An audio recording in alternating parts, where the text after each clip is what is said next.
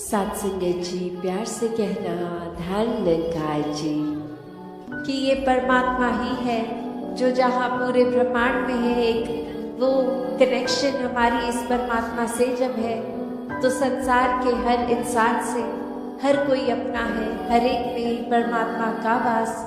तो कैसे जब इस परमात्मा से प्यार हो जाता है, इस परमात्मा के अलावा फिर और कुछ दिखता ही नहीं है, हर एक में ही दिखता है, तो फिर ये भाव वही आ जाते हैं कि ये संसार बहुत ही सुंदर है, हर किसी में बहुत कुछ सीखने के लिए है और किसी की फिर बात दिल पे चोट नहीं देती, क्योंकि फिर वही लगता है कि कोई वजह होगी, किसी का दिन अच्छा नहीं जा रहा होगा, शायद किसी की तबीयत नहीं ठीक कि इतनी इरिटेशन हो रही है, इतना तंग हो रहे हैं कि कुछ खराब हमें बोल रहे हैं। तो बात वही कि हर किसी के अंदर जब ये परमात्मा दिखता है तो एक अच्छाइयों को ही भक्त उठाते हैं, किसी की कमियों को इस तरह संसार के आगे नहीं उछालते। एक दिल में अगर वाकई ही एक कंसर्न है उस इंसान के लिए तो उस इंसान को डायरेक्टली जाके उसके पीठ पीछे एक बैक बाइटिंग नहीं, उसको सामने जाकर बोला जाता है कि ये जो आपने बात कही वो ठीक नहीं थी, इसमें अगर आप सुधार कर लें तो वाकई ही आपका सुधार हो जाएगा, अगर आप अपने थोड़ा बिहेवियरल चेंज लेके आएंगे। और फिर संत यही समझाते हैं कि बिहेवियरल चेंजेस तो टेम्पररी फिर भी हो सकते हैं, कुछ देर की लर्निंग के लिए हो सकते हैं, फिर कभी और ये बिहेवियर वापस हो सकता है अग्रेसिव एंग्री। तो फिर कैसे हर समय के लिए एक मन को शांत रखना है, शीतल रखना है, मन में सहजता रखनी है, मन में सुकून का भाव रखना है और एक तन मन धन हर रूप से, ये सामाजिक रूप से एक संदेश जो हमारे अंदर ये मिशन की आइडियोलॉजी वही एक हर एक तक पहुंचाई जाए।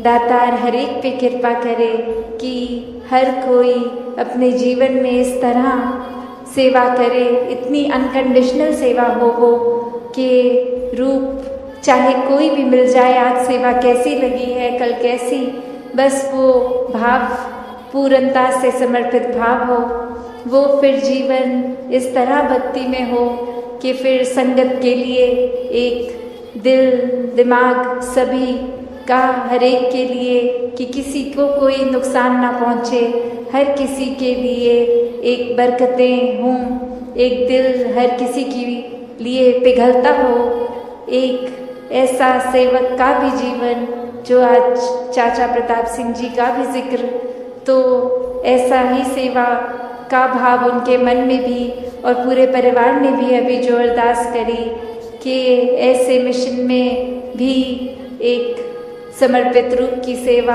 अर्पण करते हुए आज भी परिवारों में भक्ति का माहौल एक जो बरकरार है, आगे भी ऐसे बढ़ते चले जाएं, तो दातार हर किसी पे कृपा करे।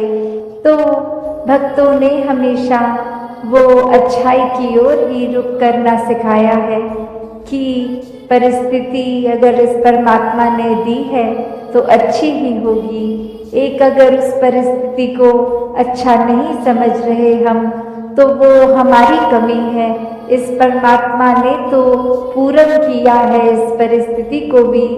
जब इस परमात्मा ने हमको जो कुछ दिया वो परमात्मा का जो दान है, तो ये परमात्मा जहाँ पूरा है तो परमात्मा की दी हुई हर परिस्थिति भी पूर्ण है।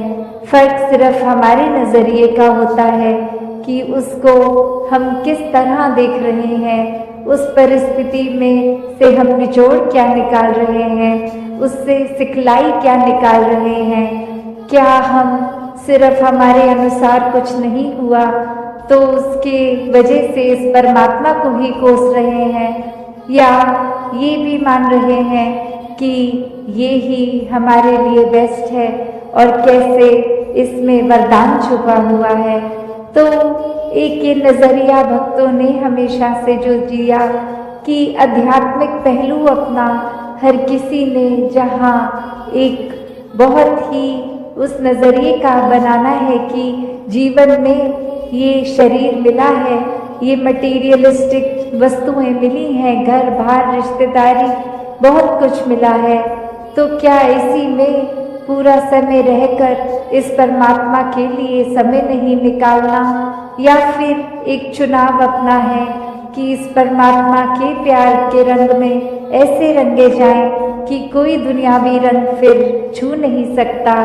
ये पक्के का रंग, ये एक हर समय रहने वाला रंग, और इस रंग को जिसने भी अपने ऊपर लगाया वो हमेशा के लिए आनंदित हो गए। एक जीवन हर समय के लिए झूम झूम के जिया गया। और ये चेतनता ब्रह्म ज्ञान से जहाँ एक ये स्पिरिचुअल लाइफ में तो हर समय ये बहुत ही अच्छा माध्यम ये टूल, पर एक और बात भी देखी जाए कि अगर हम कोई दुनियावी, कोई मटीरियलिस्टिक अपनी रिस्पॉन्सिबिलिटी, कोई काम काज भी कर रहे हैं, कुछ भी कर रहे हैं, तो उसमें भी चेतनता होनी बहुत ज़रूरी होती है। चाहे वो अक्सर छोटा सा एग्जाम्पल ड्राइविंग का भी कि सड़क पे होते हैं तो अक्सर वही पंक्ति बार बार नजरों के आगे आती है कि सावधानी हटी दुर्घटना घटी। तो ये हर समय चेतनता की बात है कि कहाँ पे हैं हम इस समय, वो एक एक पल का हमें होश, वो खबर उस पल में ही रहें, वरना तो सोच एक सेकंड लगता है इधर उधर भागने में, ध्यान भटकने में। तो कैसे जहाँ उपस्थित है शरीर वहाँ मन को भी उपस्थित रखना है, और ये चेतनता हर समय की जीवन में हो। तो फिर बात वहीं आती है जहाँ से हर बात की ही शुरुआत है, ये परमात्मा, ये निराकार, ये जो बेरंगा है, इसके एहसास में हर समय रहना एक पॉसिबल है। एक हर एक पल इसी के एहसास में जीना संभव है। और ये कोई बहुत कल्पना की कोई किताबी बातें नहीं है। हर कार्य करते हुए इसके ही एहसास में अगर रहा जाए तो ये परमात्मा हमारे जीवन में और गहराई से उतरता है। कैसे फिर जहाँ बात अभी जिक्र भी अहंकार का हुआ कि कैसे फिर मन हमारा अक्सर इतना ज़्यादा, किसी ने थोड़ी तारीफ क्या कर दी, वो ही बात में इतना अपने आप को श्रेष्ठ मानते हुए एक ऐसी विचारधारा के अंतर्गत रोज जीना, उठना, खाना, बैठना शुरू कि अब हमसे श्रेष्ठ तो कोई नहीं। हर एक जीवन में हमने सोसाइटी में कुछ मान सम्मान पा भी लिया तो वो मान सम्मान एक किसी तरह की अपनी ही अहंकार का कारण बने नहीं। जहाँ जिस रूप में भी हम जीवन में प्लेस्ड हैं वो हमारे लिए अहंकार का कारण नहीं, विनम्रता का कारण होना चाहिए। अपने दायरे में बहुत नाम कमा लिया है, एक हमारा कुछ औहदा, कुछ रिस्पेक्ट बन गई है, एक तरह के हम सेलिब्रिटी बन गए हैं, कुछ दो चार लोग हमें जान गए हैं, तो ये एक इम्पॉर्टेंट होने का अहंकार या कोई और तरह का अहंकार ये मन में घर कर लेता है। तो ये सारी चीजें सिर्फ इस्तेमाल के लिए, और साथ में एक प्रभाव समाज पे भी इस तरह रहे भक्तों का शुरू से ही कि अपना भी कल्याण है और उनका भी कल्याण है। कोई भी काम भक्त किसी भी समय एक सेल्फिश होके सिर्फ अपने लिए नहीं करते। भक्तों को तो यही मन में होता है कि हर एक के दिल में ठंडक पहुँचे, हर एक के दिल में एक आराम हो, हर किसी के लिए एक भाव शुद्ध, हर एक कोई परमात्मा का ही रूप तो बहुत ही पूजनीय। किसी को भी भक्तों ने कभी चोट नहीं पहुंचाई और हमेशा भाव बन के ऐसे ही रहे कि अगर किसी को किसी तरह का दुख तकलीफ है भी तो कैसे वो दूर की जाए। और सबसे बड़ा जो परोपकार भक्तों का रहता है वो यही रहता है कि परमात्मा हमारे जीवन में आया है हर एक के जीवन में आए। सात संगत जी, धन निरंकार जी। ये महापुरुष संत जनों ने जहाँ पैगाम संदेश दिए हैं, वहाँ पर इंसान को ये जागरूक भी किया है कि इंसान इस प्रकार से तू अपने आप को ऐसा रूप दे दे, ऐसी मानसिकता, ऐसी अवस्था अपनी सोच को दे दे जो वास्तविकता में तेरे लिए एक भलाई का एक कारण और साधन बन सकती है। आज तक यही बनी है जरिया और साधन उनके लिए, उनको महत्वपूर्ण बनाने के लिए, उनका रुतबा बुलंद करने के लिए, जिनकी श्रद्धा से आज नाम लिए जाते हैं। यही वो अवस्था, यही भावनाएं थी उनकी, यही जागरूकता, यही अवेयरनेस और रियलाइजेशन उनको मिली थी, जिसके कारण वो पूज्य हो गए, उनका नाम ये रोशन हो गया। तो इस प्रकार से इस मालिक खालिक, इस परमात्मा ईश्वर से नाता जोड़े बगैर ना सब्र संतोष मिलता है, ना ही वास्तविकता में हमें वो कंटेंटमेंट मिलती है, ना ही ये सेल्फलेसनेस की भावना ये हमारे मन में पैदा होती है, निष्काम भाव पैदा नहीं होते हैं। तो इसलिए ये महापुरुषों का, संतों का ये कथन ये बहुत ही महत्वपूर्ण है। अगर हम अभंग बोलते हैं, अगर हम श्लोक बोलते हैं, अगर हम कोई और वाणी का इस्तेमाल करते हैं, सुनते हैं, पढ़ते हैं, तो वास्तविकता में एक एक शब्द का महत्व है, एक एक वचन जो कहा गया है तो उसका महत्व है। वो यथार्थ वचन है, वो यथार्थ वचन है, क्योंकि वो कल्याणकारी हैं, क्योंकि वो सत्य पे आधारित है। तो इसलिए इस सत्य परमात्मा ईश्वर, इस निराकार से नाता जोड़ने की ही प्रेरणा दी जाती है, क्योंकि इसी की बदौलत तो चल रहा है सब कुछ। इंसानी है जो झूठे अभिमान में आ जाता है। ताकत तो इस मालिक खालिक की है।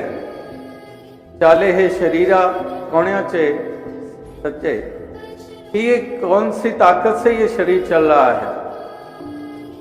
कौन बोल भी तो हरि बिना, ये बोल भी रही है जुबान तो ये हरि की कृपा से बोल रही है। तो इस प्रकार से ये मालिक खालिक परमात्मा को महत्ता जीवन में जो देते हैं, वो खुद महत्वपूर्ण बन जाते हैं। वो वास्तविकता में उनका रुतबा बुलंद हो जाता है, क्योंकि वो इस मालिक को विशेषता देते हैं जीवन में, वो इसको प्रोमिनेंस देते हैं, इसलिए वो खुद प्रोमिनेंट हो गए।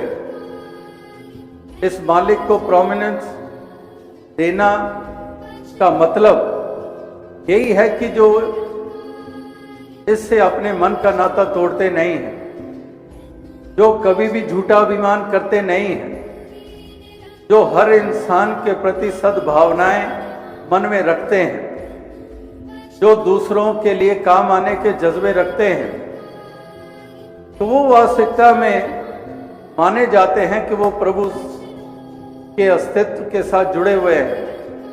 वो इससे नाता उन्होंने तोड़ा नहीं है, क्योंकि उनके मन की भावनाएं सुंदर बनी हुई है। तो वो प्रमाणित होता है कि ये जुड़ा हुआ है, इस मालिक से जुड़ा हुआ है, ये गर्ज और खुदगर्जियों से ऊपर है, ये अहम और झूठे अभिमान से ऊपर है, ये लोभ और प्रलोभनों से ऊपर है, ये अपना आप कुर्बान कर देगा, दूसरे को दुख देने को तैयार ना होगा। ये वास्तविकता में ये हरि के साथ इस कदर ये गला मिला हुआ है। तो इस प्रकार से ये महापुरुष संतों की वाणी ये युगों युगों से इंसान को ये जागरूकता ये देती आई है। तो इसलिए महापुरुष संतजन आज भी हमें वही जागरूकता दे रहे थे कि वाकई हमने धर्म को जिंदा रखना है, और धर्म सच्चा धर्म मानवता का धर्म है, इंसानियत का धर्म है। इस इंसानियत और मानवता के धर्म को जिंदा रख लिया हमने, तो वास्तविकता में यही धर्म ये हमेशा ही इसकी जय जयकार होती रहेगी। तो आओ साथ संगत, दास ज्यादा और शब्दों का सहारा नहीं लेगा, यही अरदास यही प्रार्थना करेगा कि दातार कृपा करे कि सभी इंसानों को एहसास मिले जिस डिल्यूजन में जी रहे हैं. As I often mention that self delusion is like somebody pulling in his stomach while stepping on the weighing scale. Pulling in the stomach doesn't show your less weight. You weigh as you were before. So that sort of self-delusion people often carry, that we are indeed religious persons because we perform such rites and rituals and dogmas. We go to pilgrimages and so many ways we adapt. So for that matter, we are true follower of God Almighty. We are true follower of the prophets and saints. So that is self-delusion if you are not following the path in the spirit and the way it is required. तो इस प्रकार से यही एक इंसान को जो खुशफहमी, जो गलत फहमियाँ बनी हुई हैं, जिसके कारण वो अपने आप को इस तरह से मान रहा है और उस जो पहले ही अस्तित्व नहीं है, जो पहले ही सत्य के ऊपर आधारित उसका ये परमार्थ और भक्ति और धार्मिक होने वाला वजूद ही नहीं है, जो बेस ही वो पूर्ण उस पर खरी नहीं उतर रही है, तो फिर बाकी उसके ऊपर खरा क्या उतरेगा. तो आओ साथ संगत, यही एक महापुरुष संत जनों के पैगाम है हर इंसान के लिए, जो सतयुग में दिया गया, जो त्रेता में दिया गया, जो द्वापर में दिया गया, जो कलयुग में दिया गया.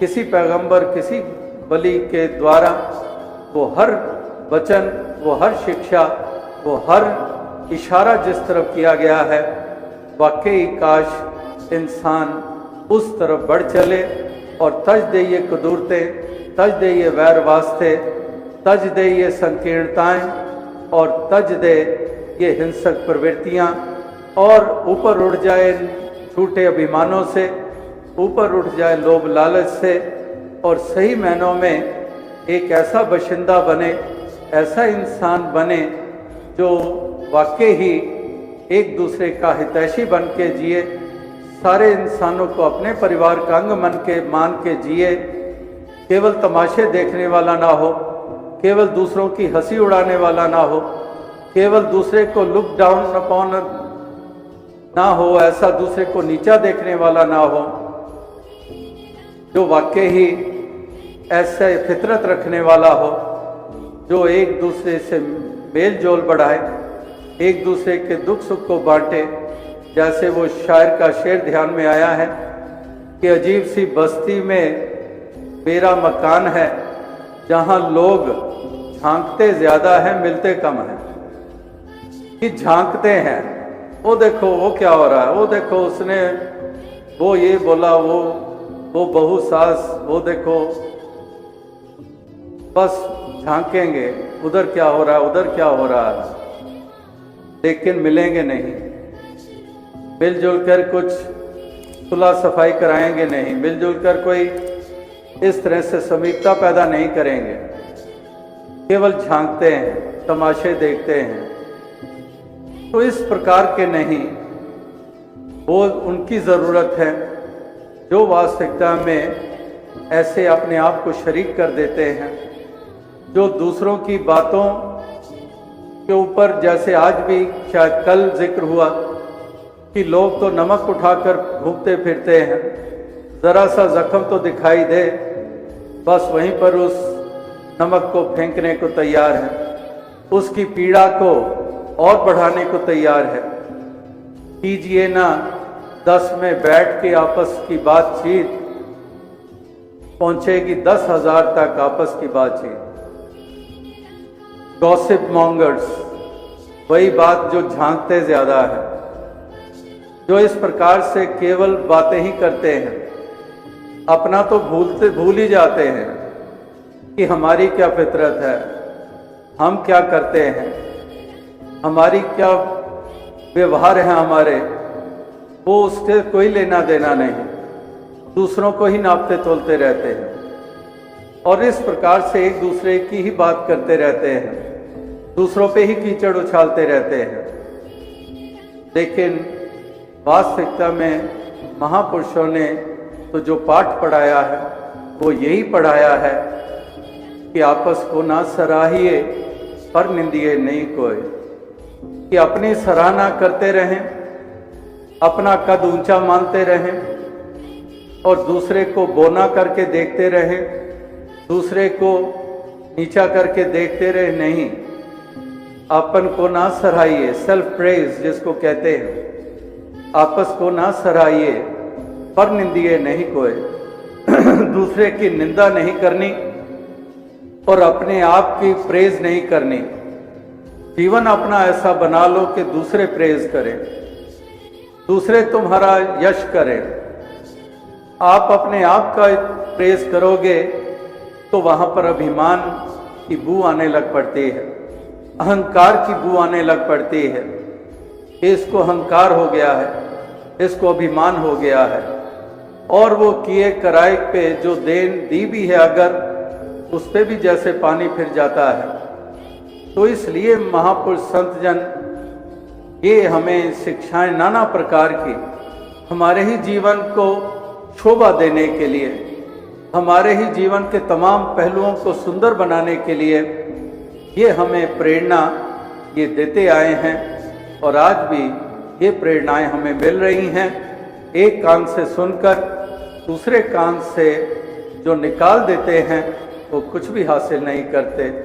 अगर कोई सुन के उसको जुबान से दोहरा देता है, कुछ हद तक वो पहले वाले से तो बेहतर है, लेकिन वो भी मुकम्मलता नहीं है। मुकम्मलता उसमें है जो सुनकर उसको जज्ब कर लेता है, उसको अपना लेता है, उसको धारण कर लेता है और फिर उसी प्रकार का ये जीवन जी लेता है। उसी की ही महत्ता ये हुआ करती है। जैसे वो पंक्ति आती है कि that you they are not grown ups who can take care of themselves, but they are grown ups who can take care of others too. तो केवल अपने आप के लिए नहीं कि मैंने अपने आप को संभाल लिया है, वास्तविकता में वो माने जाते हैं कि वाकई वो सूझवान हो गए हैं, जो औरों की भी देखभाल करते हैं, औरों के लिए सोचते हैं और औरों को भी इसी प्रकार से एक महत्वपूर्ण योगदान उनके लिए देते चले जाते हैं। तो ऐसी एक अवस्था ये सभी को प्राप्त हो, यही एक शुभकामना, यही अरदास, यही प्रार्थना है। तो यही एक अवस्था प्राप्त करके औरों को भी यही संदेश, यही पैगाम ये देते चले जा रहे हैं। तो ऐसे ही योगदान देते चले जाएं। कई चीज़ें एक आधार नहीं होता उनका, जैसे वो एक बात याद आई, पहले भी एक आध दफ़ा वो सुनाई। जैसे एक बच्चा स्कूल में था तो थोड़ा सा चुपचाप, तो टीचर ने पूछा क्या हुआ, what happen? The teacher asked the student, a small child, and the student said, there is an issue. What's the issue, child? I am just confused and I do not know what to do. What happened? He said that my father doesn't listen to my mother. And the teacher said, yes, why doesn't he listen? And the student says, my father doesn't listen to my mother, and my mother listens to that which my father never says. कि मेरी पिता मेरी माँ की बात नहीं सुनता और मेरी माँ पता नहीं क्या सुन लेती है जो मेरे पिता ने कभी नहीं कहा होता। तो इस तरह से कई दफ़ा हमारी अवस्था हो जाती है कि किसी का किसी चीज़ का आधार नहीं होता और हम वैसे ही वो अपना ध्यान मन उस तरफ लगा देते हैं कान हमारे वही कुछ सुनने लग पड़ते हैं जो ऐसी कुछ कोई चीज़ होती ही नहीं है। तो इस प्रकार से अनेकों भ्रम हमारे मन में आ जाते हैं और दूसरों के बारे हमारी कुछ राय बन जाती है। तो हम अवश्य एक विशालता से युक्त होकर इस प्रकार से ये अपनी ज़िंदगी को, इस जीवन के सफ़र को तय करते चले जाएं। क्योंकि अगर मन और आत्मा अंधकार में रहते हैं तो ना आत्मा की बात बनती है और ना मन के कारण हमारा जीवन को सुंदरता मिलती है। इसीलिए इन दोनों का रोशन होना बहुत ज़रूरी है। और जिनको ये रोशनी मिली उन्होंने ही संसार के ऊपर उपकार किए। जैसे एक जगा हुआ दीपक होता है और बाकी बुझे हुए दीपक होते हैं, तो जगा हुआ दीपक खुद तो रोशन होता ही है, वो बुझे हुए दीपकों में भी उनकी भी लौ जो है वो प्रज्वलित कर देता है, उसमें भी रोशनी स्थापित हो जाती है। इसी तरह से वलियों, संतों, गुरु, पीर, पैगंबरों ने युगों युगों से इंसान के जीवन के अंधकार को दूर किया, आत्मा को परमात्मा से जोड़ा, मूल से जोड़ा, सत्य का बोध कराया, असली पहचान प्रदान की और इसी तरह से जीवन जीने के सलीके भी वो भी उन्होंने सिखाए। क्योंकि उन्होंने इस मन को भी प्रज्वलित कर दिया, इस मन में भी फिर भाव सुंदर पैदा होने शुरू हो गए, मन में खड़ी हुई दीवारें गिरना शुरू हो गई, विपरीत जो भी भाव थे वो धूमिल होना शुरू हो गए और एक सुंदर निखरा हुआ रूप इंसान का वो देखने को मिलने लगा। और वही निखरा हुआ सुंदर रूप इंसान का, उसी को दूसरे शब्दों में देवता कह देते हैं। तो इस तरह से ये देवत्व ये कितनों के जीवन में आता चला गया और उन्हीं से प्रेरणा लेने के लिए भक्तजन, महापुरुष, संतजन ये लगातार ये अपने पैगाम देते चले जा रहे हैं, ये उपकार करते चले जा रहे हैं। महापुरुषों, भक्तों के पैगाम को अक्सर हर कोई नहीं समझ पाता है। अगर हर कोई इसको समझ पाता तो जो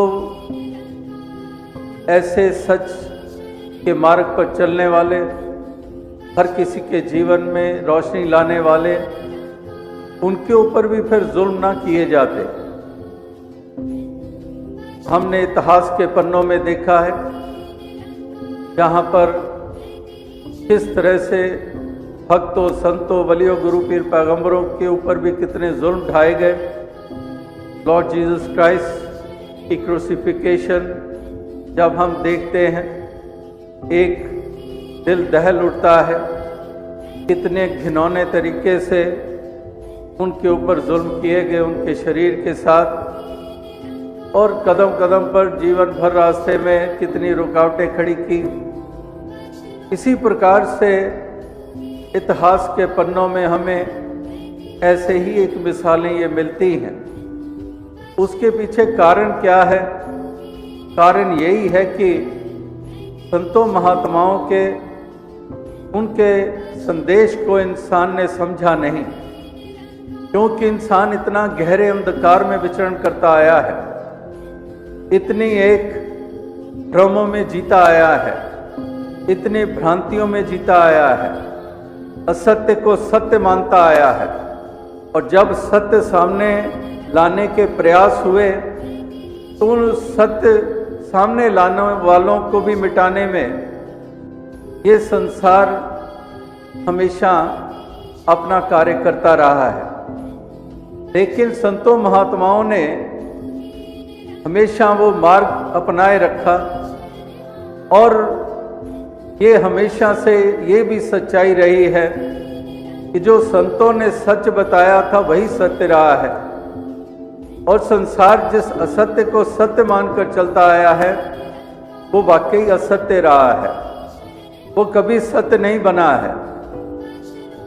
और वही लोग हैं जो नहीं समझ पाए कभी भी कि वाकई ही ये भक्त महापुरुष संत जन ये संसार को क्या देन दे रहे हैं, ये हमारा उद्धार कर रहे हैं, हमें ऊंचाइयों तक ले जाने के प्रयास कर रहे हैं। तो इसी प्रकार से महापुरुष भक्त जन भी वो भी इस संसार में विचरण करते आए हैं, संसार के उद्धार के लिए, हर मानव के उद्धार के लिए, ताकि इस भव सागर में डूबे नहीं, इस भव सागर से पार उतर जाए। ये जो अज्ञानतावश ये ऐसी जकड़न में जकड़े हुए हैं, जिन बंधनों में पड़े हुए हैं, इन बंधनों से निजात मिलने वाली नहीं है। इनको जब तक ये ज्योत इनकी जगती नहीं है, जब तक ज्ञान उजाला जीवन में आता नहीं है, तब तक इनकी बात बनने वाली नहीं है। इसीलिए महापुरुषों ने इंसान को बार बार कदम कदम के ऊपर ये एहसास कराया कि समय बहुत अमोलक है, समय हाथों से निकल जाता है, समय किसी के इंतजार करता नहीं है, ये अपनी रफ्तार से चलता चले जाता है। और सीमित सा समय हमें मालिक ने ये मनुष्य जन्म दे के दिया है। ये हमारा शारीरिक यात्रा इटर्नल नहीं है, कहीं ना कहीं ये यात्रा रुक जाने वाली है, बताए बगैर रुक जाती है। तो इस तरह से इस जन्म का, इस जीवन का हम मोल डालें, हम उन बंधनों से निजात पाएं, हम सैल्वेशन, मुक्ति, मोक्ष इस आत्मा को प्रदान करें। हम इस जीवन के सफर को सुंदर ढंग से तय करें, प्यार, मिलवर्तन, भाईचारे को बढ़ावा दें। हमेशा हम हार्मनी को स्थापित करने में अपनी योगदान दें। नफरत, वैर, ईर्ष्या वही करते हैं जिनकी अभी ज्योत बुझी हुई है, जो वास्तविकता में अज्ञानता में विचरण करते हैं, जो सच से अनजान है।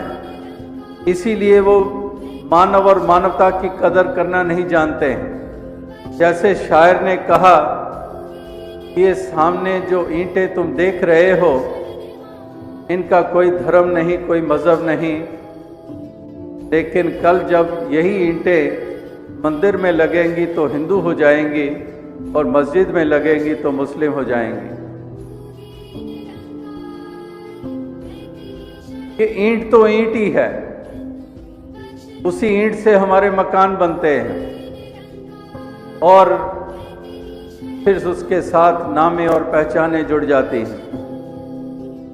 तो इस तरह की ये दीवारें ये लगातार खड़ी की गई हैं और आप सभी जतन प्रयास कर रहे हैं कि ये दीवारें गिरें, कहीं हमारे मनों में दीवारें ना हो, कहीं पर भी कोई किसी प्रकार की दीवार ना हो, कहीं पर भी भेद वाले भाव ना हो, कहीं पर भी तफरके ना हो, और हम मिलजुल कर इस जीवन के सफर को तय करें, एक हार्मनी के साथ, एक मिलवर्तन के साथ, एक दूसरे के दुख सुख में शामिल होते हुए, एक दूसरे की पीड़ा कम करने में योगदान देते हुए, हमेशा ये महसूस करते हुए दूसरों की पीड़ा, जो कि भक्तों के लिए हमेशा से कहा गया है कि संत हृदय नवनीत समाना, कि जैसे एक मक्खन होता है, मक्खन के टुकड़े को आंच दी जाती है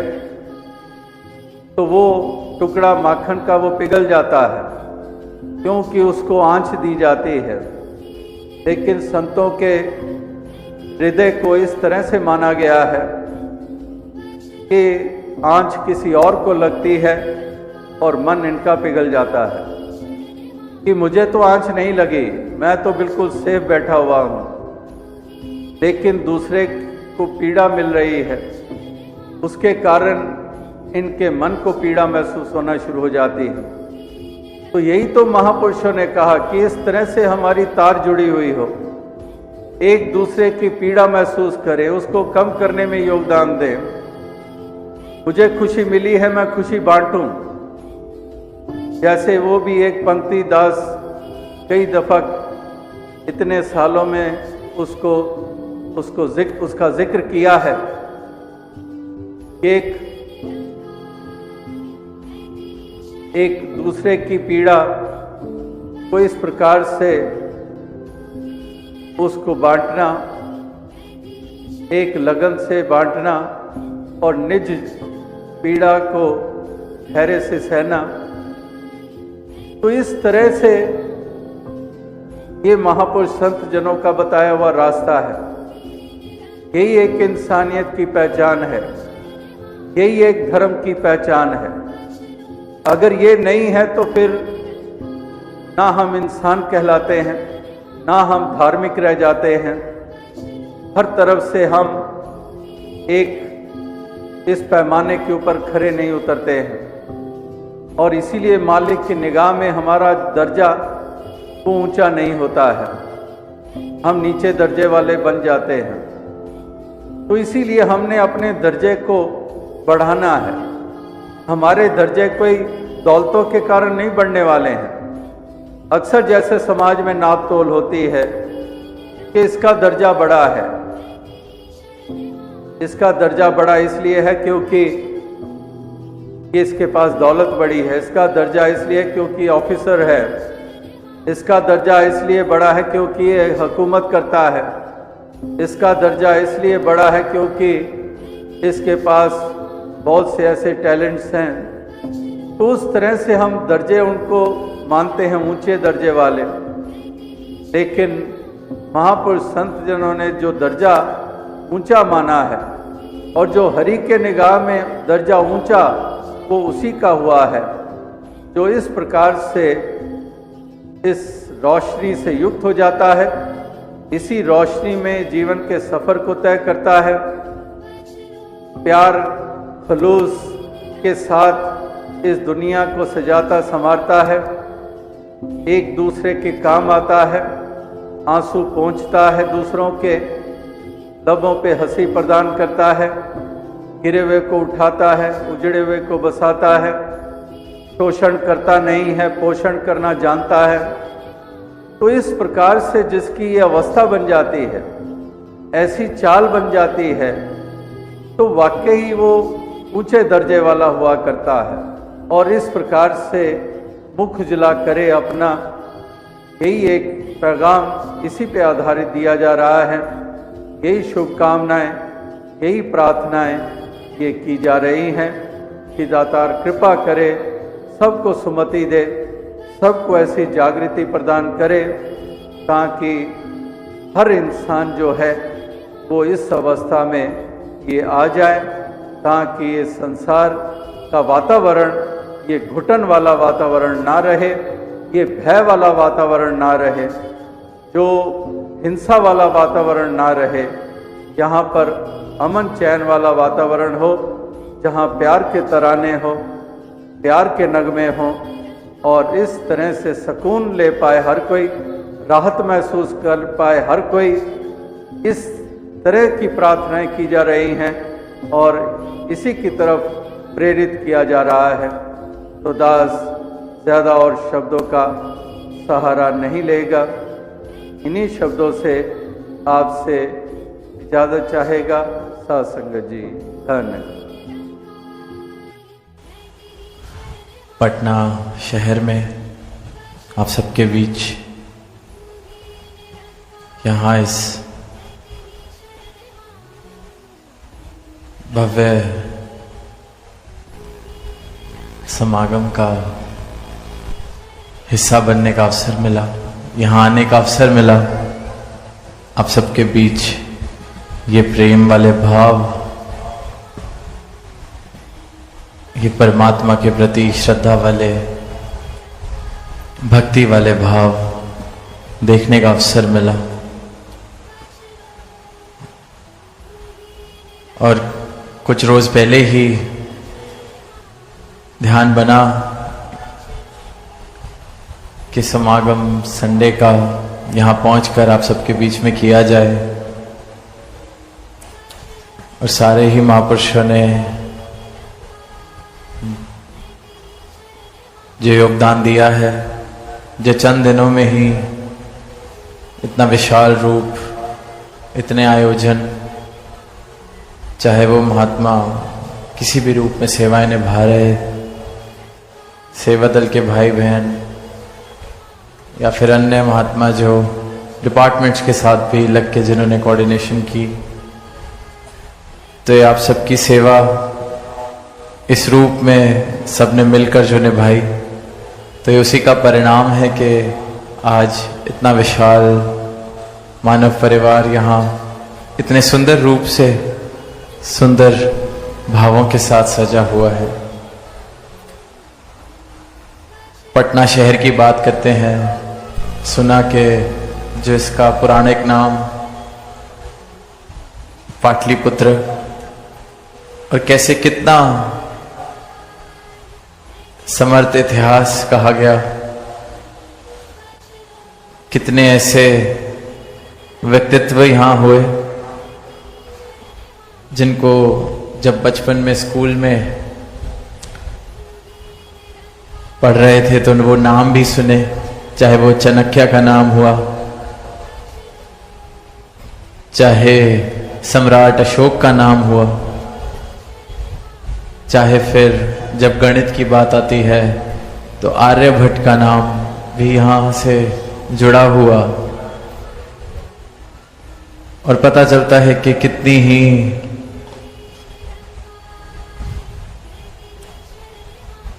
ऐसी रिच हिस्ट्री जिसे कहा जाता है, ऐसा सुनहरा इतिहास, और फिर वहीं वहाँ आध्यात्मिक पहलू भी इतिहास का सुना। जैनिज्म, बुद्धिज्म, सिखिज्म, सबका कहीं ना कहीं कोई ना कोई तार जुड़ी हुई इस जगह से। और फिर जब ग्राउंड पर पहुंचना हुआ तो देखा कि बिल्कुल गंगा के तट पर ये समागम सजा हुआ है, ये पंडाल सजा हुआ है। आंखों से जब देखते हैं, दुनियावी आंखों से, तो भी कितना सुनहरा नजारा कि गंगा बह रही हो और ये तट पर समागम, संत इकट्ठे हुए हैं। तो इतना सुंदर नजारा, और उसको और खूबसूरत आप सबकी मौजूदगी ने, आप सबके भावों ने, क्योंकि ये भाव हैं सच्चाई वाले, ये भाव हैं भक्ति वाले, ये मौजूदगी है परमात्मा के यशोगान के लिए। ये मौजूदगी जो हुई है, ये हाजिरी जो बनी है, ये आवाज देने के लिए इस मानव परिवार को, सारे संसार को, कि परमात्मा को पाया जा सकता है, भ्रमों से निजात पाई जा सकती है, दीवारें घेरी जा सकती हैं, एक सुंदर परिवार, ये सारा संसार बन सकता है। इन भावों के साथ आप सब पहुंचे हैं, तो इसलिए ये मौजूदगी मुबारक है। गंगा की तरफ ध्यान जब गया कि हम इस तट पर बैठकर यहां समागम कर रहे हैं, और बीच में नदी बह रही है, और दूसरी ओर दूसरा किनारा, दूसरा छोर, तो यही भाव आए कि जैसे जन्म है वह एक छोर है, और मृत्यु है वो दूसरा छोर है, और जो बीच में बह रहा है, जैसे यहां गंगा बह रही है, तो जन्म और मृत्यु, इन दो छोरों के बीच में, इन दो तटों के बीच में जो बह रहा है वो जीवन है। वो जीवन जो हम सबको अवसर मिला है जीने का। जन्म लिया तो जाहिर सी बात है मृत्यु भी एक दिन आएगी, क्योंकि अगर एक नदी को देखते हैं जिसका एक किनारा है, तो दूसरा किनारा तो होना लाजमी है, वरना नदी हो नहीं सकती। नदी है ही वो जिसके दो किनारे हैं। इसी प्रकार जीवन भी वही है जिसके ये दो तट, दो किनारे, जन्म और मृत्यु।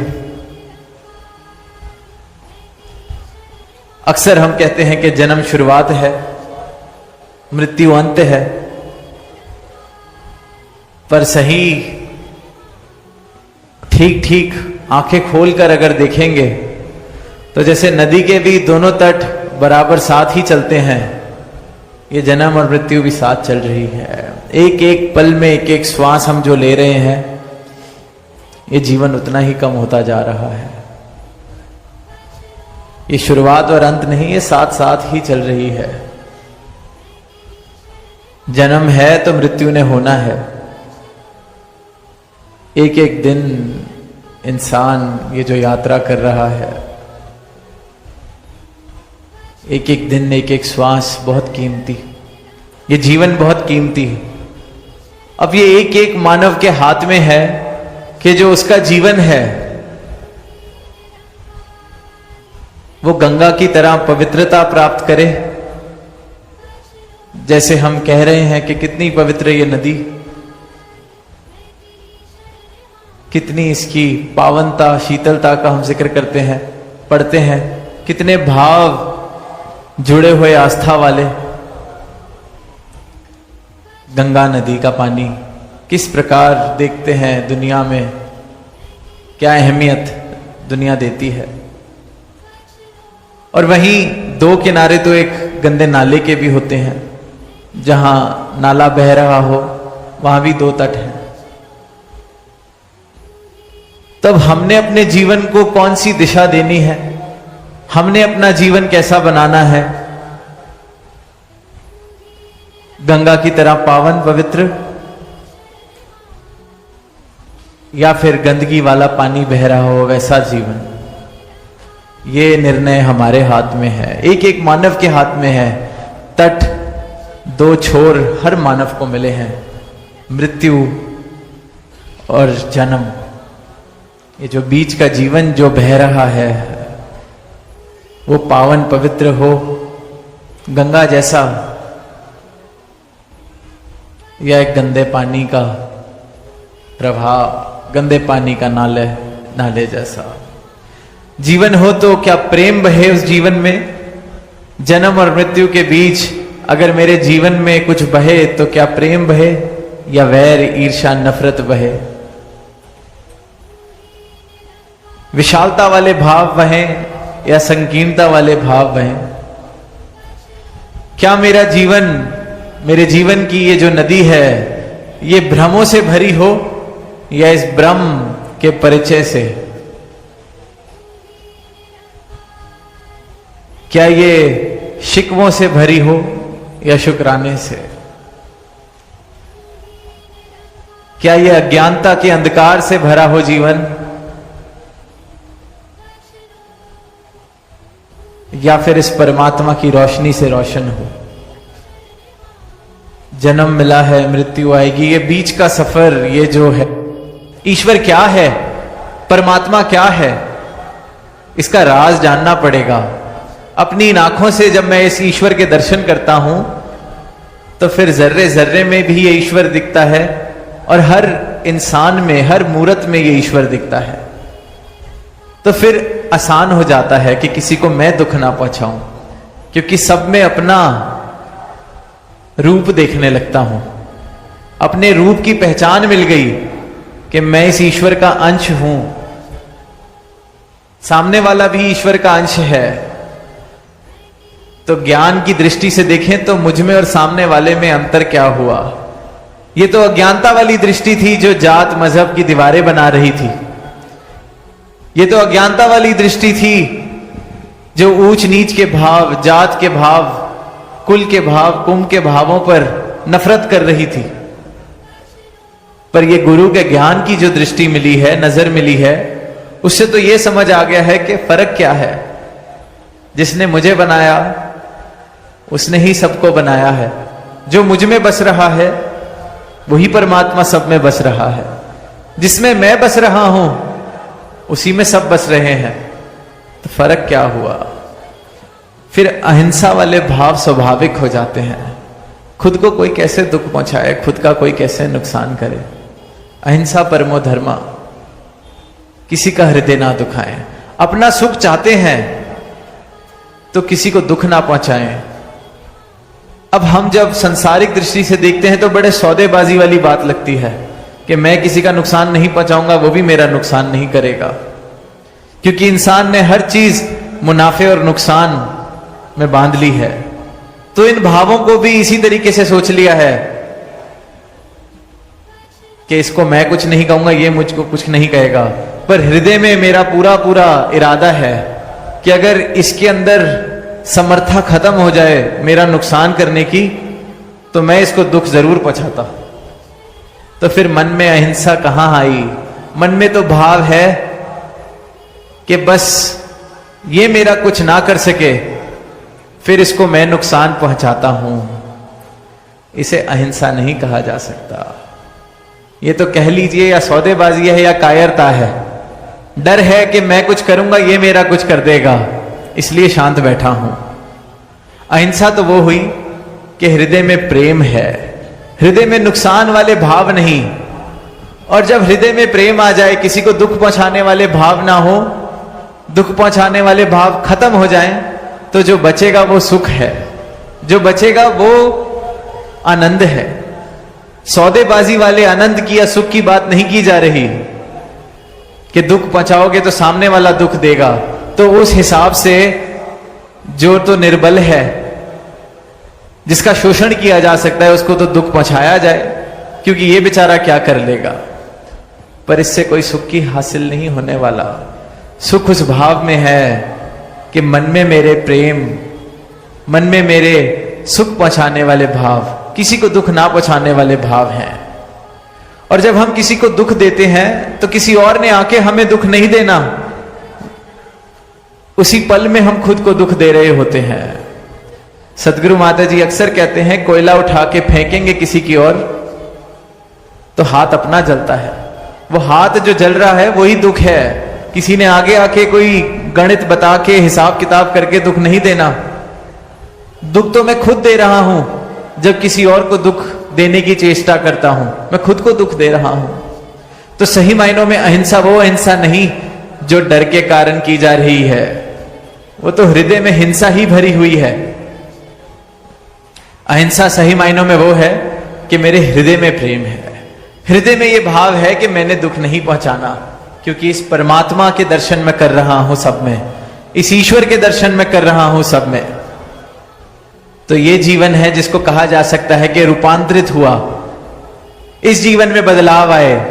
कहां मैं मेरी के भावों में था, कहां ऊंच नीच के भावों में था, कहां किसी को छोटा दिखाने के लिए नुकसान पहुंचा रहा था, पर अब हृदय में प्रेम है। तो मेरा जीवन ऐसे प्रेम की तरह बहे, जन्म और मृत्यु के बीच सिर्फ और सिर्फ प्रेम बहे, ये चुनाव मेरा है। मेरा जीवन भी गंगा की तरह पावन हो जाए, ये चुनाव मेरा है। अवसर तो सबको मिला है, बड़े भागों से मिला है ये मानव जन्म, क्योंकि इसमें हम चुनाव कर सकते हैं कि ये जीवन किस तरह से बहेगा। एक बच्चा स्कूल में रोज जो प्रार्थना होती है उसमें सुनता था कि ईसा मसीह ने कहा है कि सबको प्रेम करो, अपने पड़ोसी को प्रेम करो, अपने पड़ोसी को प्रेम करो। जैसे भी हम कहते हैं लव दाई नेबर, प्रेम ही धर्म है। सबने सुनी है ये बात, लव दाई नेबर, अपने पड़ोसी को प्रेम करो। रोज सुनता था। एक दिन घर से लौट रहा था तो देखा कि रास्ते में कोई चोट खा के गिरा हुआ है। अब वो देख रहा है आसपास से 25, 50, 100 लोग गुजर गए, किसी ने उसकी मदद नहीं की। और जिनके साथ वो चल रहा होता है वो कहता है कि क्या ये किसी का भी पड़ोसी नहीं? क्या इसको कोई प्यार नहीं करता? कोई इसकी मदद करने क्यों नहीं आ रहा? जिसको चोट लगी है क्या वो कहीं अकेले एकांत में रहता है? कोई इसका पड़ोसी नहीं। और फिर वहीं जब उसके मन में ये भाव आ रहे होते हैं, आकर कोई उसको संभालता है, उस गिरे हुए को कोई उठाता है, तो बच्चे से रुका नहीं जाता। बच्चा पूछ लेता है कि आपने इनकी मदद की, इनका ख्याल रखा, क्या ये आपके पड़ोसी हैं? आप इनसे प्रेम करते हैं, क्या आप भी इसलिए प्रेम करते हैं क्योंकि ईसा मसीह ने कहा है कि पड़ोसी से प्रेम किया जाए? ये आपके पड़ोसी हैं क्या? तो वो आगे से जवाब देते हैं कि बेटा मेरा तो पूरा संसार मेरा पड़ोस है। मेरे गुरु की ये शिक्षा है, ईसा मसीह की ये शिक्षा है वासुदेव कुटुंब। आज सदगुरु भी अपना ज्ञान देके यही कह रहे हैं कि पूरा संसार हमारा पड़ोस है, क्योंकि जिसको ये ज्ञान वाली दृष्टि मिल गई, जिसको ये ब्रह्म के दर्शन हो गए, फिर वो मैं मेरी के भाव से उठ जाता है, फिर दीवारें गिर जाती हैं, फिर सब में ये एक रूप, सब इस परमात्मा ही जब मेरा निवास स्थान हो गया, तो पड़ोसी भी दूर की बात हो गई। हम सबका निवास स्थान एक है, ये परमात्मा। तो हम एक घर में रहने वाले हो गए, पड़ोसी भी बहुत दूर का रिश्ता हो गया। तो प्रेम तो कितना होना चाहिए? अगर ईसा मसीह ने कहा है कि पड़ोसी से प्रेम करो, तो सदगुरु तो एक घर बता रहे हैं जिस घर में हम वास कर रहे हैं। ये निरंकार, ये परमात्मा एक एक मानव इसी में वास कर रहा है। तो गुरु ने तो वो पड़ोसी वाला रिश्ता भी खत्म कर दिया, एक घर में रहने वाले बना दिया हम सबको। तो अब ये सोचें कि अगर पड़ोसी से प्रेम करना था, तो जो जिस घर में रह रहे हैं, एक छत में जिसके साथ रह रहे हैं, उससे कितना प्रेम करना पड़ेगा। इसलिए कह रहे हैं प्रेम बनना है। पड़ोसी वाला फर्क भी मिटा दिया सदगुरु, ऐसी कृपा करते हैं। ये बता देते हैं कि इस एक में तू रह रहा है, ये एक परमात्मा तेरा निवास स्थान है। इसी प्रकार एक एक मानव का निवास स्थान यही परमात्मा है। प्रेम जिन प्रेम कियो तिनी प्रभ पायो। प्रेम जिसने किया है उसने इस परमात्मा को हासिल किया है, पाया है। तो जैसे कि दास ने शुरुआत में कहा कि फैसला हमारा है। जन्म और मृत्यु के दो तटों के बीच में कौन सा पानी बहेगा, हमारा जीवन कैसे बहेगा? प्रेम वाले भावों से, नफरत वाले भावों से। ये जीवन भी कहीं निरर्थक बन के ना रह जाए। मौका है, अवसर है कि सार्थक कर लें इस जीवन को। ये चुनाव करें कि सार्थकता बहेगी मेरे जीवन में या निरर्थक बन के रह जाएगा ये जीवन। जिस चीज का कोई कीमत नहीं, मूल नहीं, क्या उन्हीं में मस्त मगन होके उन्हीं चीजों में मैं कहीं ये जीवन ना गुजार दूं? जिस चीज का मूल है, जो सार्थक है, उसकी प्राप्ति कर सकूं।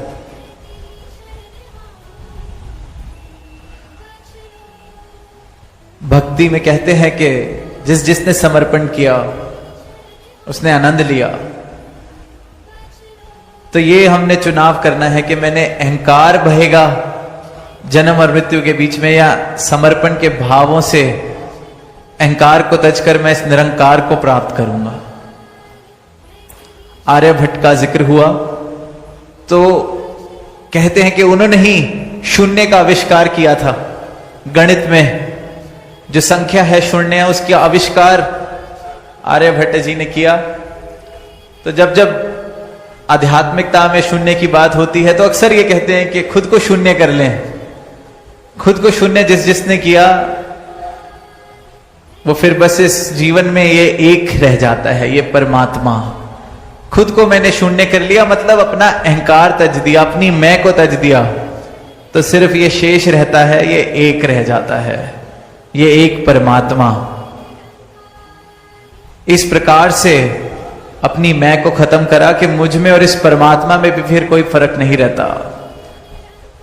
राम कबीरा एक भय कोई ना सके पहचानी, क्योंकि खुद को खत्म कर लिया। जैसे ये नदी जो बह रही है जाके समुद्र में मिल जाए तो फिर कौन बताएगा कि कौन सा पानी नदी से आया था, कौन सा पानी समुद्र का था। राम कबीरा एक भय, पर खुद को शून्य करना पड़ेगा। एक होने के लिए खुद को शून्य करना पड़ेगा। और जो जो शून्य करने के लिए राजी हुआ है, जिसने सदगुरु के चरणों में ये सर झुकाया है, खुद को शून्य किया है, अपनी मैं को छोड़ दिया है, फिर वो ये निरंकार, खुद ही निरंकार वाला रुतबा उसका हो जाता है। ब्रह्म ज्ञानी आप निरंकार, समर्पण। आशा करता हूँ सत्संगत जी निरंकार की कृपा से आप सभी अच्छे होंगे, स्वस्थ होंगे। सत्संगत जी, आप जी के चरणों में बहुत ही सुंदर प्रेरणादायक कहानी विचार जिसका विषय है समर्पण। तो आइए सत्संगत जी जानते हैं इस कहानी के माध्यम से। सत्संगत जी, यह एक गहरी और भावनात्मक आध्यात्मिक कहानी है जिसका शीर्षक है समर्पण, पानी का इंटरव्यू। इस कहानी में पानी एक जीवंत पात्र है जो खुद के जीवन और समर्पण की महिमा को एक इंटरव्यू के माध्यम से समझाता है। कहानी प्रतीकात्मक है और इसमें आत्मा, अहंकार और परमात्मा के बीच का संवाद छुपा है। सत्संगत जी, पत्रकार, आपका परिचय दीजिए, आप कौन हैं? पानी धीमे स्वर में बोलता है, मैं जीवन हूँ, मैं बहाव हूँ, मैं समर्पण हूँ। लोग मुझे सिर्फ प्यास बुझाने वाला मानते, पर असल में मैं तो उन्हें देना चाहता हूँ, बहाव में बहना, दूसरों के लिए बहना और पूर्ण समर्पण में खो जाना। पानी बताता है सत्संगत जी, जब मैं बादल में होता हूँ, मैं ऊंचा होता हूँ, लोग मेरी पूजा करते हैं, कहते हैं मेघा आए, वर्षा लाए। पर जैसे ही मैं ज़मीन पर गिरता हूँ, मैं धरती पर झुक जाता हूँ। पहाड़ियों से होते हुए, कीचड़ से होकर, खेतों से गुजरकर मैं हर किसी की प्यास बुझाता हूँ। मैं ऊंचाई से गिरता हूँ पर शिकायत नहीं करता, क्योंकि मेरा धर्म है बहना, मेरा धर्म है समर्पण। पत्रकार फिर से पूछता है सत्संगत जी, लेकिन क्या आपको कभी गंदगी में गिरकर बुरा नहीं लगता? पानी मुस्कुराते हुए कहता है, जिसने समर्पण करना सीख लिया हो उसके लिए गंदगी भी सेवा है। जब गंदगी मुझे छूती है, मैं उसे भी बहा ले जाता हूँ, किसी को दोष नहीं देता। यही है समर्पण का भाव। पानी कहता है सत्संगत जी, मुझे कोई भी बर्तन दे दो, मिट्टी का, सोने का, टूटा हुआ लोटा, मैं उसमें भी समा जाता हूँ। मैं नहीं कहता कि यह पात्र अच्छा है या बुरा है, जो पात्र मुझे अपनाता है मैं उसी में ढल जाता हूँ। पत्रकार फिर पूछता है, क्या आप इसका मतलब यह है कि आप भेदभाव नहीं करते? पानी कहता है, जो सच्चा समर्पित होता है वह भेदभाव करना छोड़ देता है। मैं सब में एक जैसा हूँ, जैसे आत्मा सब में एक समान है, वैसे ही मैं भी सबका हूँ, अमीर का, गरीब का, ज्ञानी का, अज्ञानी का।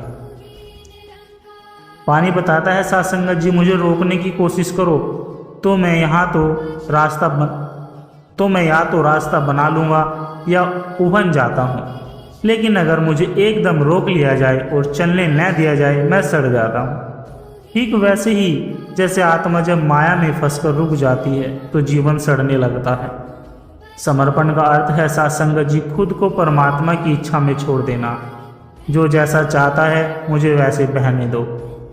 पत्रकार पूछता है, क्या आप डरते नहीं कि लोग आपका दुरुपयोग करेंगे? पानी गंभीर होकर कहता है, जब आप समर्पित होते हैं तब आप अपने लिए नहीं सोचते। मैं कई बार जहर बन जाता हूँ, कई बार गंगा बन जाता हूँ। जो जैसा व्यवहार करता है वह उसका कर्म है, मेरा नहीं। मेरी नियति सिर्फ देना है, बहना है, अपनाना। पानी एक पुरानी कहानी सुनाता है सत्संगत जी कि एक बूंद थी जो बादलों से गिरी। वह सोचती रही कि मैं कितनी छोटी हूँ, मैं क्या कर सकती हूँ। वह नदी में मिली, नदी से समंदर में मिली। समंदर ने कहा, अब तू बूंद नहीं, तू मैं है। बूंद विलीन हो गई, उसका कोई नाम नहीं रहा, पर वह सर्वत्र हो गई। समर्पण का मतलब होता है अपना नाम, अपनी पहचान, अपने लाभ हानि के विचारों को छोड़कर पूर्ण विलय, तभी तुम समुद्र बनते हो। पत्रकार कहता है, तो क्या आप हमें आत्मा और परमात्मा के बीच का संबंध समझा सकते हैं?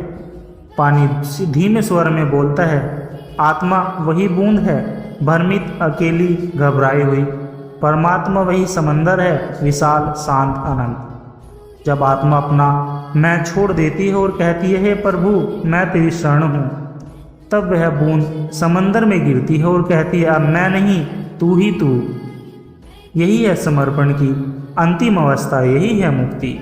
सत्संगत जी, पत्रकार हल्के स्वर में, तो समर्पण का असली अर्थ क्या है? पानी मुस्कुराते हुए कहता है, समर्पण का असली अर्थ है बहते जाना, विनम्रता से झुकते जाना,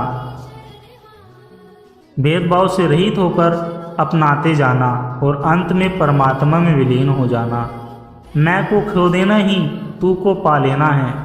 मैं पानी हूँ, इसलिए मैं खुद को कभी बड़ा नहीं समझता, तभी तो हर ऊंचाई से गिरकर भी मैं जीवन देता हूँ। सत्संगत जी, यह कहानी सिर्फ पानी की नहीं बल्कि हर उस आत्मा की है जो समर्पण की राह पर चलना चाहती है, जो जानना चाहती है कि झुकने में ही बल है, बहने में ही जीवन है और देने में ही मोक्ष है। सत्संगत जी, एक समय की बात है, एक घना जंगल था जिसमें एक युवा साधु तपस्या किया करता था। उसका नाम विवेकानंद था। वह अत्यंत बुद्धिमान था, ग्रंथों का ज्ञाता और योग अभ्यास में निपुण था, किंतु एक बात उसे बार बार बेचैन कर देती थी। उसे ईश्वर की अनुभूति नहीं होती थी। वह रोज प्रार्थना करता, ध्यान करता, मगर फिर भी भीतर कुछ अधूरा सा लगता था। उसने बड़े बड़े संतों के दर्शन किए, सत्संगत जी, ग्रंथों के पन्ने पलटे पर आत्मिक शांति उसे नहीं मिली। एक दिन वह एक वर्ग सन्यासी से मिला जो देखने में बिल्कुल सामान्य था, न कोई कमंडल, न चमत्कार, न बड़ा ज्ञान, केवल मौन और मुस्कान। विवेकानंद ने पूछा, महाराज, मैं सब कुछ कर चुका हूँ, ध्यान, योग, सेवा, उपवास, लेकिन परमात्मा मुझे दिखाई नहीं देते, क्या कारण है? वर्द मुस्कुराया और बोला, तू कर रहा है, समर्पण करने से नहीं होता, होने से होता है। विवेकानंद चौंका और बोला, क्या मतलब? वर्द ने कहा, मैं तुझे एक कहानी सुनाता हूँ, एक बालक की कहानी,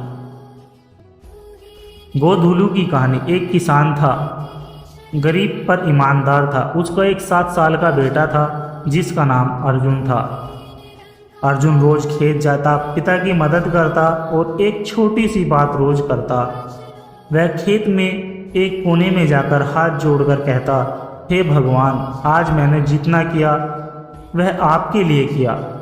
एक दिन भारी बरसात हो गई, सारे खेत जलमग्न हो गई, फसलें बर्बाद हो गई, लोग चीखने चिल्लाने लगे, किसान भी टूट गया। लेकिन अर्जुन फिर भी चुपचाप खेत के कोने में गया और कहा, हे भगवान, आज मैं कुछ भी नहीं कर सका, पर मैं आज भी आप ही का हूँ। वहीं से शुरू हुआ समर्पण का मार्ग। अर्जुन न रोया न शिकायत की। वह अगले दिन फिर खेत आया, गीली मिट्टी में पैर रखा और बोला, मैं तो केवल निमित्त हूँ, परिणाम आपका है। कुछ महीनों बाद जब गांव में सूखा पड़ा, तब अर्जुन ने अपना घर खोल दिया, लोगों को पानी पिलाया, अनाज बांटा बिना चिंता किए। लोग हैरान थे, तू तो खुद गरीब है, फिर ये उदारता कैसी है? अर्जुन बोला, मालिक मेरा है नहीं, मालिक मेरा है नहीं, जो है उसी का है। यही है समर्पण, सत्संगत जी।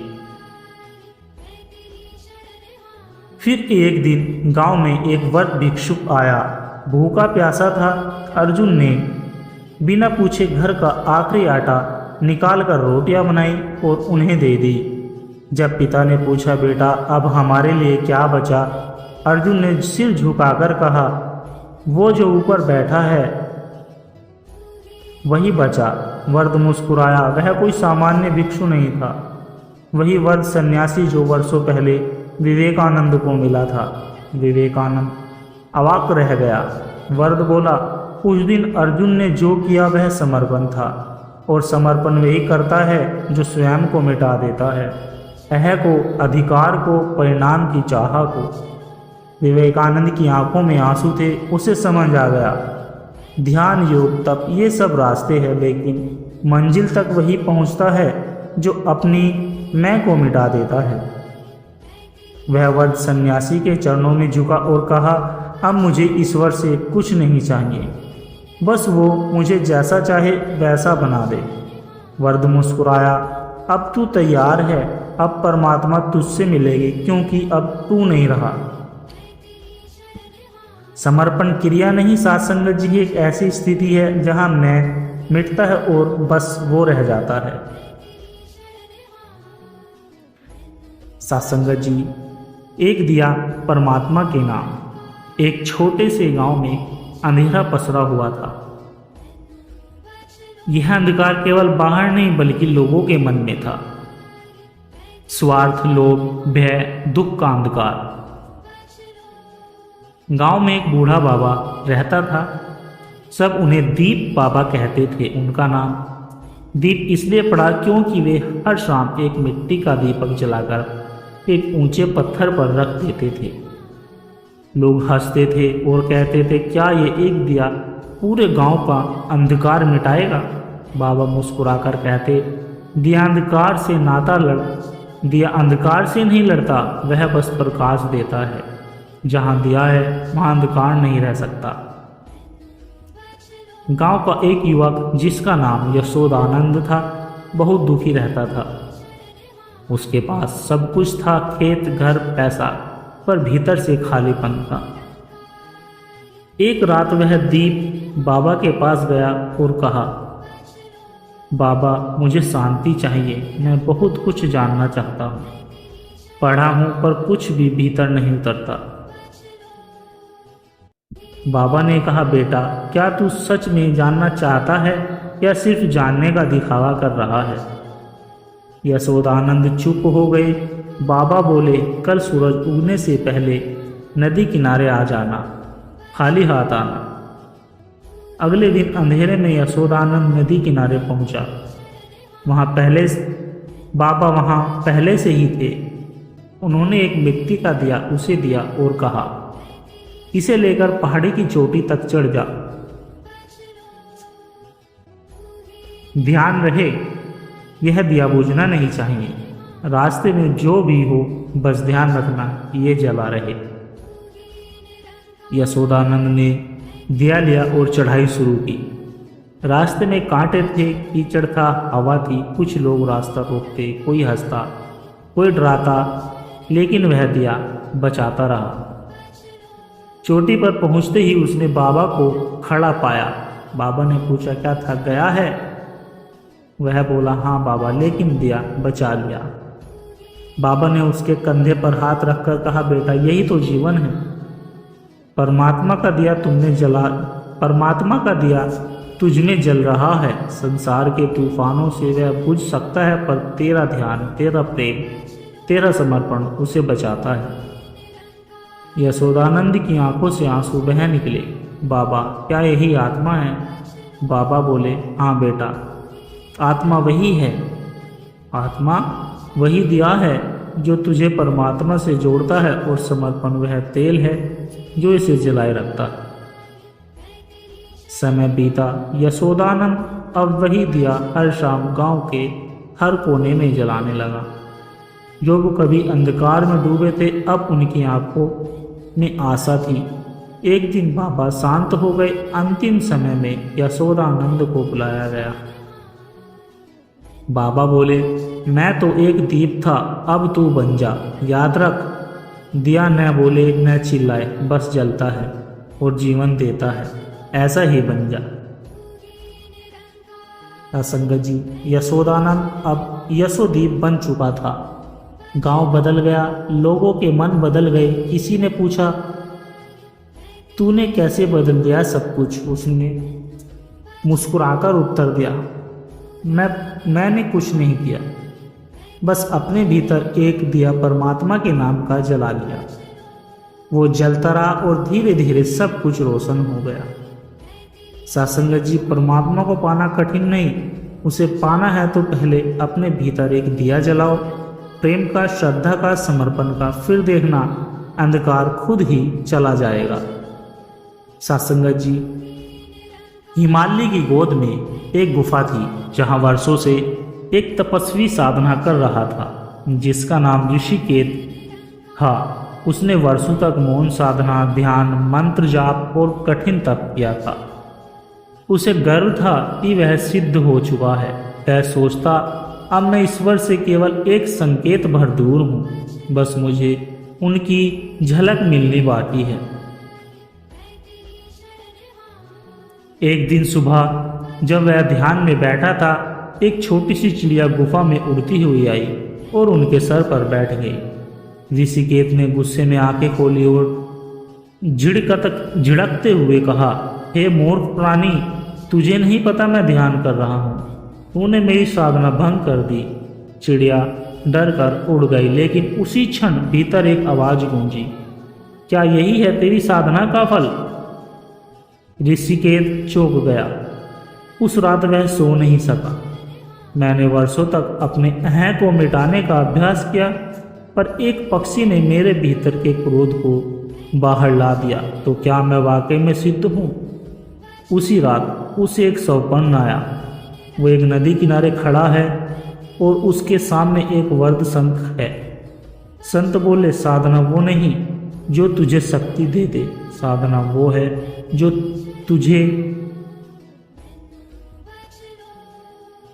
तुझसे तेरा मैं ले ले, जो तुझसे तेरी मैं ले ले। अगले दिन से ऋषिकेत बदला हुआ था। अब वह हर रोज आने जाने वाले जीव का स्वागत करता, चाहे वह सांप हो, कीड़ा हो या चिड़िया हो। वह चिड़िया रोज आती, उसकी हथेली पर बैठती। अब ऋषिकेत मौन होता। वह मुस्कुराता और कहता, तेरे रूप में मुझे आज खुद भगवान देखते हैं। वर्षों बाद उसी चिड़िया के सामने ऋषिकेत ने आंखें मूंद ली और इस बार सच में उसे परमात्मा की झलक मिली। सत्संग की परमात्मा साधना से नहीं, सादगी से मिलते हैं। जहाँ मैं नहीं होती वहीं वो होता है। सत्संग जी, एक छोटे से गांव में एक प्राचीन शिव मंदिर था। उस मंदिर की देख रेख एक युवक रामदास करता था। रामदास कोई विद्वान नहीं था, न पंडित, न ही किसी आश्रम से जुड़ा हुआ था, पर उसके भीतर एक निष्कलंक भक्ति थी। हर सुबह उठता, मंदिर साफ करता, फूल चढ़ाता, जल अर्पण करता और केवल एक ही बात कहता कि हे प्रभु, मैं आपका सेवक हूँ, मेरी सेवा को स्वीकार करें।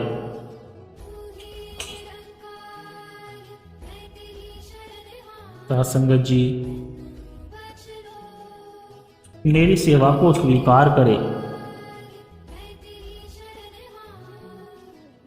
वह कभी कुछ नहीं मांगता था, न सुख, न संपत्ति, न मोक्ष। एक दिन गांव में भयंकर तूफान आया।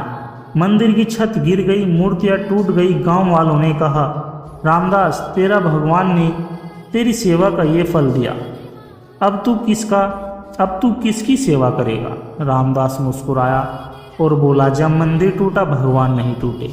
मैं ईंट पत्थर का सेवक नहीं, मैं उस चेतना का सेवक हूँ जो सब में है। रामदास अब गांव छोड़कर पास के जंगल में रहने लगा।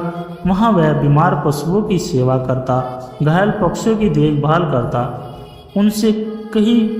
उसने कहीं पढ़ा था कि जीव सेवा ही शिव सेवा होती है, पर उसका मन जानता था कि एक दिन एक वृद्ध भिक्षु घायल अवस्था में उसके द्वार आया। रामदास ने उसकी सेवा की, पैरों की मालिश की, उसे जल पिलाया और कहा, आप तो मेरे प्रभु जैसे लगते हो। भिक्षु ने मुस्कुराकर कहा, तू मेरा सच्चा सेवक है। अगली सुबह जब रामदास उठा तो वह भिक्षु वहाँ नहीं था, मगर वहाँ एक प्रकाशमय रूप खड़ा था। उस रूप ने कहा, रामदास, मैं वही हूँ जिसकी तू वर्षों से सेवा करता था। तूने कभी मेरी मूर्ति की पूजा की, कभी मेरी रचना की, पर तूने कभी मुझसे कुछ मांगा नहीं। तूने सच्चा सेवक बनकर दिखाया। रामदास की आंखें भर आई। प्रभु, मुझे दर्शन नहीं चाहिए, मुझे सिर्फ इतना चाहिए कि मैं आपका सेवक बना रहूं। समय बीता, रामदास वृद्ध हुआ। एक दिन वह बहुत बीमार पड़ा। लोग जुटे, बोले, अब तो रामदास भगवान से कहेगा कि उसे स्वर्ग में स्थान दे। पर रामदास मुस्कुराया और कहा, अगर स्वर्ग में सेवा है तो भेज देना, नरक में भी अगर सेवा हो सकती है तो वहीं भेज देना। और यही कहते हुए वह शांत हो गया, जैसे कोई दीपक परम ज्योति में विलीन हो गया हो। भक्त वो नहीं सत्संग जी जो भगवान को भोग चढ़ाए, भक्त वो है जो खुद को भगवान के चरणों में अर्पण कर दे। भगवान से कुछ मांगना भक्ति नहीं, लेकिन भगवान के लिए जीना यह है सेवा है, और सेवा यही सच्ची भक्ति है।